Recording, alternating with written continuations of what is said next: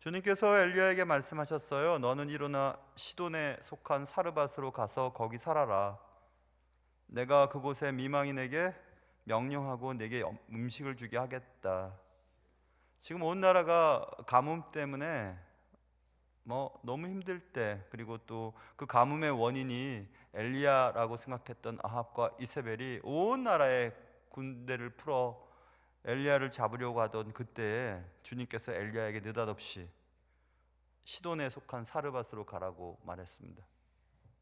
그리고 그곳에 미망인 과부에게 명령하고 내게 음식을 주게 하겠다 말씀하셨습니다. 그래서 엘리야는 사르밧으로 갔다. 엘리야는 하나님의 계획을 듣긴 들었는데 아무리 생각해도 잘못된 것 같다는 생각을 했어요. 아니, 너무 엉뚱한 방향으로 가라 하시는 것 같아요. 여러분, 미국에 바이블 벨트라는 곳이 있어요. 미국 전체 땅에 중남부 쪽에서부터 동남부까지 이르는 그곳이 바이블 벨트라고 해서 성서의 지대예요. 개신교들이 아주 단단히 뭉쳐져 있는, 물론 극우 기독교인들도 있지만 그 바이블 벨트라고 하는 곳에 신앙심이 대단하거든요. 그 바이블 벨트가 있었다면 엘리야가 살았을 때 바알 벨트가 있었어요. 바알 벨트는 지중해 연안으로 시돈, 두로 이쪽으로 쭉 올라가는 그곳이 바알 벨트거든요. 그런데 이 사르밧은 두로와 시돈 사이에 딱 중간에 있는 도시가 사르밧입니다. 사르밧은 이세벨의 고향이기도 해요.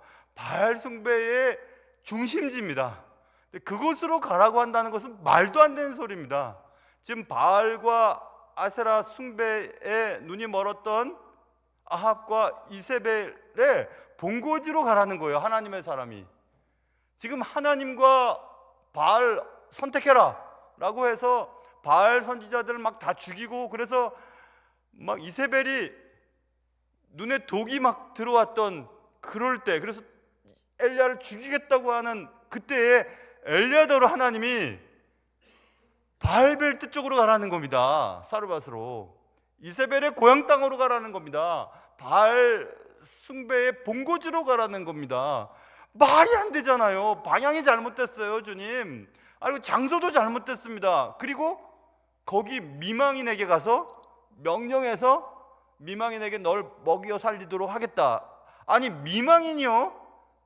여러분, 유대인들에게 있어서의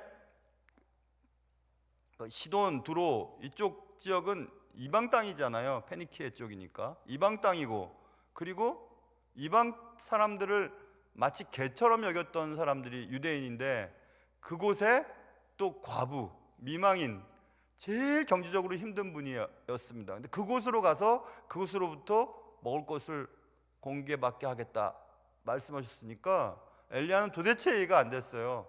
엉뚱한 방향, 엉뚱한 장소, 엉뚱한 사람에게 가서 가라니요? 말도 안 되죠. 그리고 자기가 지금 엘리야가 있던 곳에서 하나님의 지시를 따라 사르밧으로 가는 거리가 한 100마일쯤 떨어지거든요. 100마일이면 160km니까 여기 서대문에서 160km쯤 되는 곳이 어딜까 하고 쳐봤더니 강릉 쪽이에요. 강릉까지 가는 길이에요. 그럼 여기서부터 강릉까지 걸어가면서 온 나라가 아합과 이세벨로 인하여 엘리야를 잡아 죽이려고 했던 그때, 엘리야의 그 현상 수배 사진은 안 붙었겠어요? 그림이 wanted 해가지고 붙지 않았겠습니까? dead or alive, 죽이거나 사로잡아 오면 상금 2만 달란트 이렇게 붙어 있지 않았겠어요? 온 나라에 다 붙어 있는데 걸어서 160km를 가서 거기 가라는 겁니다. 말도 안 되는 소리죠. 엘리야는 그런데 그런 생각을 말로 표현하지 않습니다. 주님께 왜 가야 되는데요? 왜 하필 거기에요? 아니지, 거기 아니죠. 그래도 7,000명을 남겨두었다고 하니까 하나님을 믿는 곳에 가서 내가 살아야죠. 그러니 목숨도 부지될 수 있을 것이고 공개받기도 쉬울 테니까 거기는 아니죠. 거기는 정말 아니죠 라고 말할 수 있었을 텐데 안 합니다. 그리고 그는 순종했고 순종한 결과 그는 기적을 경험하게 돼요.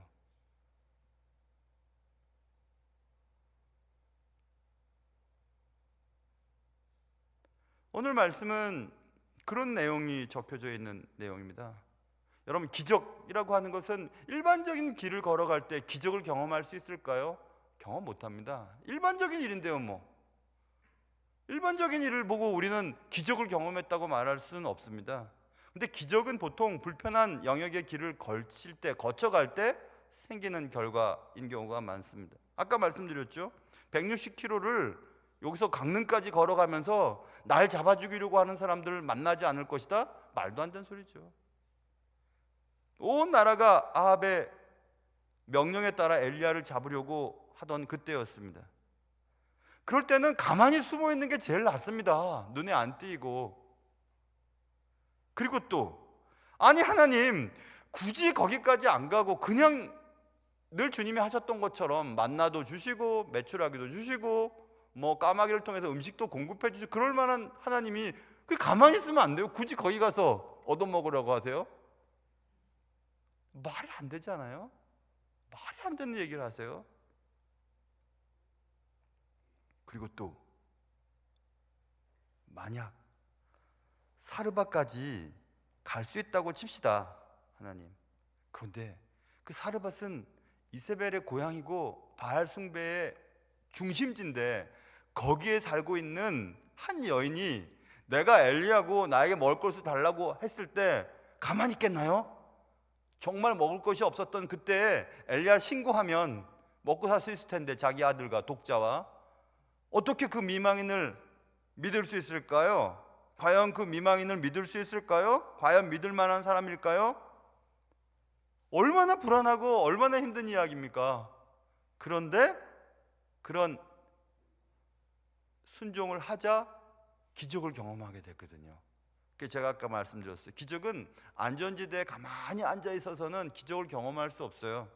모든 것이 안정된 삶에서는 기적이 필요하지 않기 때문에 그래요. 기적이 왜 필요합니까? 일반적으로 그냥 살면 되는데. 기적이 필요한 순간은 말 그대로 가장 어려울 때, 말 그대로 가장 기적이 필요할 때 기적이 생기는 겁니다. 1997년 전 3월에 출국을 했어요. 공부하러 간다고 갔어요. 그리고 9월에 저희 아내와 저희 큰아이가 미국으로 들어왔습니다. 그런데 어찌어찌해서 한국 방송을 보니까 한국에 야단이 났다는 거예요. 11월 17일 날, 11월 7일인가? 7일 날 구제 신청을 IMF에 하겠다는 겁니다. 구제 신청하겠다고 나라가 발표를 하고, 그로부터 한 달 뒤에, 한 달도 못 되는 12월 3일 날 IMF 시대가 우리나라에 찾아왔습니다. 난리가 났던데요. 외국에서 바라볼 때 한국은 뭐 금 모은다고 뭐 줄을 서 있고 나라가 다 망했다고 하고 나라의 신용 등급은 떨어지고 아무도 그때는 유학을 갈 수 없었어요. 환율이 너무 높았는데 외국에 나가는 비자도 안 나올 뿐만 아니라 이미 나가 있었던 유학생들도 한국에서부터 송금을 받는 학생들은 반도 안 되는 돈으로 생활을 해야 되니까 돌아가거나 생활하는 게 너무 힘들고 공부를 그만두는 사람들도 있었습니다. 800원대에서 막 2000대로 넘어가 버리니까 어떻게 그걸 감당할 수 있겠어요? 저는 그 일이 벌어지기 전에 몇 달 전에 갔고 가족들도 몇 달 전에 비자가 나와서 만났거든요. 그로부터 조금 있다가 그 일이 벌어졌습니다. 나라가 97년 12월 3일부터 2001년 8월 23일 날까지 IMF 시대였다고 신문에서 제가 봤습니다. 인터넷 신문에서. 2001년 8월 그리고 2001년 마지막까지 한국은 IMF 때문에 너무너무 힘든 시간들을 보냈죠. 그때 저는 딱 공부하고 있었어요. 미국에서. 딱 공부하고 2002년도가 되자 2000년도 2월 달에 전 한국에 들어왔거든요. 공부를 마치고. 맨 처음 미국으로 공부하겠다고 했을 때 공부할 수 있는 여건이 전혀 없었어요. 그러나 주님 앞에 순수한 마음으로 기도했었거든요. 하나님, 공부 좀 하게 해주세요. 공부를 해야 평생 주님의 일을 할 텐데 뭐 아는 게 있어야죠. 아무것도 없었는데 주님이 저에게 그런 선한 마음을 이룰 수 있는 꿈을 주셨고, 또 제가 성격이 급하니까 마음 딱 먹고 아내에게나 공부하러 가야 되겠어. 아내가 가자고 또 얘기하더라고요. 그래서 그냥 팍 나섰거든요. 조금만 늦었으면 못 갔습니다. 몇 달만 늦었으면. 조금만 더 늦었으면 비자도 안 나왔을 것이고 갈 수가 없었을 때였어요. 딱 공부하고 마치고 돌아오니까 IMF 끝났었습니다. 저는 그것을 사람들은 그럴 수도 있지 하지만 저는 하나님 안에서 품은 꿈을 하나님 들어주셨구나라는 생각이 들었거든요. 여러분, 안정된 생활을 하면서 그냥 여기서 지내고 뭐 그냥 이렇게 하면 괜찮지라고 했더라면 그런 기적을 경험하지 못했겠죠. 기적이 필요한 순간은 언제나 가장 어려울 때이고 가장 말도 안 되는 환경 속에 몰아쳐 있을 때입니다. 저는 저와 아내와 제 가족은 아무것도 없는 상황 속에서 주님을 의지하는 법을 배웠고, 그래서 공부를 마치지 못하는 것은 머리가 나빠서가 아니라 돈이 없어서가 아니라 적어도 믿는 사람이라면 믿음이 없어서 못 마치는 거겠지라는 생각을 하게 되었습니다. 종종 분명히 불편한 영역을 통과해야 되는 과정이 필요한 것 같습니다. 기적의 길이라고 하는 것은. 근데 가장 불편하고 가장 힘들고 가장 의외의 일들이 발생되는 것은 선교의 길이라고 생각이 들어요. 선교의 길은 매우 취약하거든요.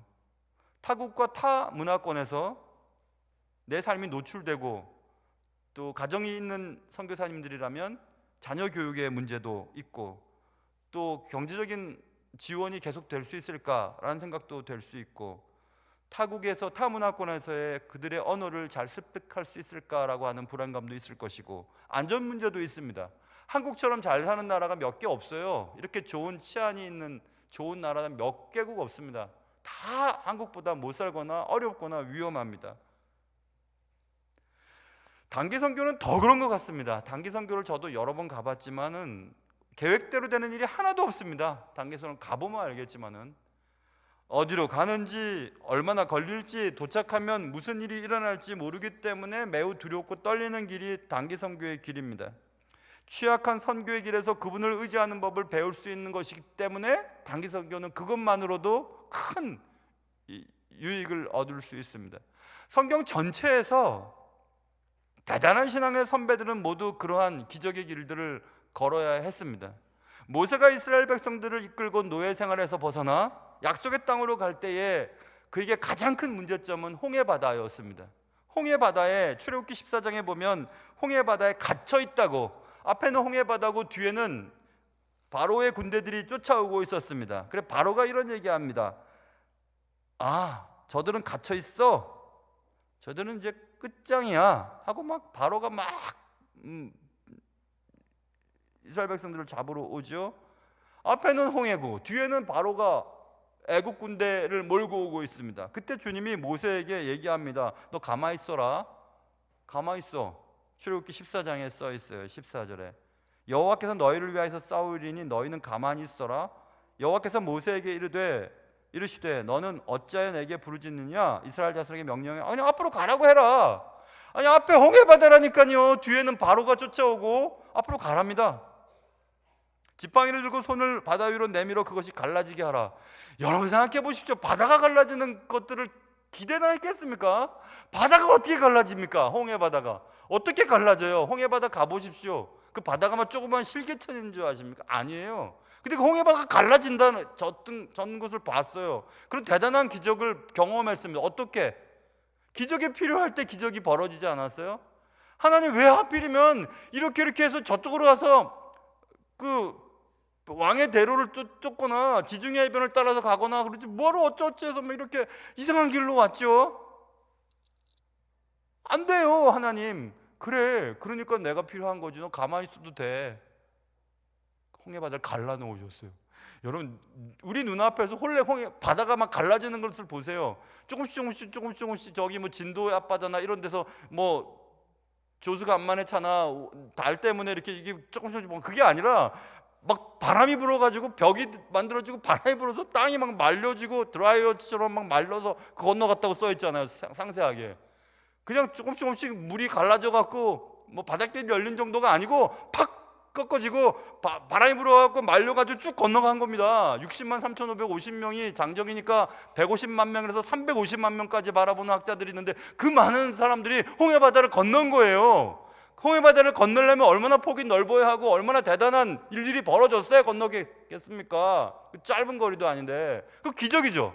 그 기적은 근데 기적이 일어날 수 없는 상황 가운데 하나님이 하셨기 때문에 기적이라고 말할 수 있습니다. 다윗은 골리앗 앞에서 야, 안 되겠다. 야, 너 그래도 갑옷이라도 입고 가지 하고 사울이 갑옷 줬는데 갑옷이 너무 커서 갑옷 벗어 던지고 아니 제가 알아서 하겠습니다 하고 돌멩이 가지고 막 달려나갑니다. 그랬더니 골리앗이 그렇죠. 야, 너 짐승 잡으러 막대기 갖고 나오냐? 막 하면 놀립니다. 어떻게 다윗이 골리앗을 이길 수 있습니까? 못 이깁니다. 무기도 없고 갑옷도 없고 어떻게 이길 수 있어요? 그런데 다윗이 골리앗을 넘어뜨리고 골리앗의 머리를 베고 골리앗의 칼을 가져오거든요. 전쟁의 승기를 잡았어요. 기적이 필요할 때 하나님은 기적을 베풀어 주셨습니다.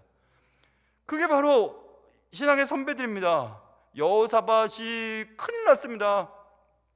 역대하 20장에 보면 우리는 어떻게 할 줄도 모르겠고 아무것도 못하겠어요. 아무것도 할 수가 없어요 하고 막 부르짖습니다. 왜냐하면 모압과 암몬이 연합군을 형성해서 이스라엘을 공격했거든요. 여호사밧을 공격했습니다. 여호사밧은 어떻게 될지 모르겠어요. 그때 똑같이 말씀하세요. 가만히 있어라. 그리고 찬양대를 앞장 세워라. 전쟁하는데 무슨 찬양대를 세웁니까? 지금 화살이 막 오고 창이 막 올 거고 적군들이 막 쳐들어올 텐데 그냥 그렇게 하라니까. 성가대를 앞에 세우고 찬양을 하면서 앞으로 막 갑니다. 전쟁에 승리를 했어요. 기적이 일어났죠. 여러분, 이런 기적은 평범한 상황 가운데서 벌어지는 것을 기적이라고 말하지 않아요. 있을 수 없는 일들이 벌어졌을 때 기적이라고 말하게 되는 겁니다. 선교를 간다는 것은 기적을 경험하는 시간이에요. 재정적으로도 감정적으로도 육체적으로도 불편한 점이 한두 가지가 아닙니다. 저는 지금 저보고 단기 선교 가자면 저 안 가겠다 그럴 것 같아요. 불편해요. 너무 불편해. 불편해서 가기 싫어요. 그래서 단기 선교도 갈 때가 있고, 지금 저보다 나이 드신 분이 간 분들은 저분 약간 이상한 분들인 것 같아요. 믿음 안에서 이상한 분들이지 저분들이 그렇게 불편한데 자기 돈 주고 또 시간 내서 그렇게 불편한데 가신다고 하는 거 보면 뭔가 이상한 분들이죠. 성령의 이끌림을 받아 도신 분들이에요. 도신 분들. 근데 그게 성경에도 써요. 저들 미쳤다. 세상을 뒤집어 놓는 미친 사람들이다. 그런 말을 들었거든요. 미친 분들이죠. 남자에게 미친 놈이라고 그러고 여자에게 뭐라고 할 수도 있죠. 근데 주를 위해서 미친다면 가능한 겁니다. 고린도서에 있는 말씀처럼 내가 주를 위하여 미쳤어도 그리스도의 사랑이 나를 강권한도다. 그 말씀 써 있지 않아요? 그리스도의 사랑 때문에 그렇게 되는 겁니다. 미친 거죠. 미친 겁니다. 맞아요. 미쳤어요. 성교를 간다는 것은 정말 불편한 점이 한두 가지가 아닙니다. 긴장되고 불안하고 불편한 시간들을 보내야 합니다. 일주일 동안. 내 인생의 일주일 동안 그렇게 보내야 합니다. 그러나 성교의 길은 기적을 경험하는 길이고 있을 수 없는 일들이 나를 통해 이루어지는 것을 보는 시간들입니다. 그래서 그분만을 의지하는 기가 막힌 순간들을 경험하고 오기 때문에 단기 선교는 단기 선교를 간 자와 가지 않은 자의 차이가 크게 있습니다. 크게 있습니다. 그래, 너희들 진짜 고등부 너희들 진짜 너희들은 대단한 아이들이야. 니들 가운데 정말 커플들이 나올 거야. 대단한 일들이 벌어질 거야. 나는 그걸 경험했잖니. 예수 안에서 잘 자라서 믿음 안에서 잘 자라고 하나님이 쓰시는 귀한 가정을 이루는 것도 대단한 일이거든. 남자애들 침 흘리지 마. 너희들은 벌써 침을 막 흘리고 좋아가지고 그러는데. 엘리야는 하나님께 순종하고 그 길을 갔습니다. 그리고 그 길 끝에서 기적을 보게 됩니다. 여러분, 사르밧이라고 하는 단어가 refining place라고 하는 뜻이에요. refine은 재련하다, 정지하다, 이런 뜻 아니에요. 정련하다 이런 뜻이잖아요. 그러니까 정련하는 곳이라는 뜻이에요. 사르밧이 불순물을 제거하는 곳이라는 뜻이에요. 사르밧이. 엘리야는 그곳에서 진정한 하나님에 대한 믿음을 경험했던 것 같아요. 야, 이런 일도 벌어지는구나. 엉뚱한 장소와 엉뚱한 방향을 쫓아 엉뚱한 사람에게 내 삶을 맡겼는데 하나님이 다 해주셨네. 엘리야 속에 남겨져 있는 불순물이 정제되고 정련되고 불순물이 제거된 그곳 사르밧의 경험. 내일 출발하는 우리 태국 단기 선교팀, 기적을 향해서 불편한 여정의 출발점에 섰습니다. 그런데 우리는 모두 박수를 치고 싶고 또 부럽기도 합니다. 다소 엉뚱한 방향으로 또 엉뚱한 장소로 엉뚱한 사람들에게 보냄을 받게 될 줄도 모릅니다. 분명히 계획대로 안 되는 일들이 있을 겁니다. 그럴 때 왜 이러지? 그러지 마세요. 뭐 하나님 계획 있으시겠구나. 결국 하나님의 놀라운 역사를 보게 될 겁니다. 그냥 순종하고 나간 순진한 발걸음에 저는 그래서 한없는 응원을 보내고 싶습니다. 기적을 향한 불편한 여정에 하나님의 놀라운 은총이 함께한다면 여러분의 역사가 바뀌고 교회의 역사가 바뀌고 태국의 어느 영혼이 천하와도 바꾸지 않겠다고 하신 어떤 한 영혼이 여러분의 삶을 통해 여러분의 말을 통해 여러분의 모습을 통해 주님을 발견하게 된다면 여러분은 대단한 일을 하신 것입니다. 그런 은혜가 이번 태국 단기 선교팀 가운데 있으시기를 주님의 이름으로 축원합니다. 기도하겠습니다. 하나님 아버지, 기적을 향하는 불편한 여정이 시작됩니다. 이 여정 가운데 함께 하실 줄 믿고 이미 준비된 일들이 있고 우리는 추수할 것들을 거두는 농부처럼 익은 것들을 거두어 드리는 놀라운 경험이 있게 하여 주시옵소서. 귀하신 예수님의 이름으로 기도합니다. 아멘.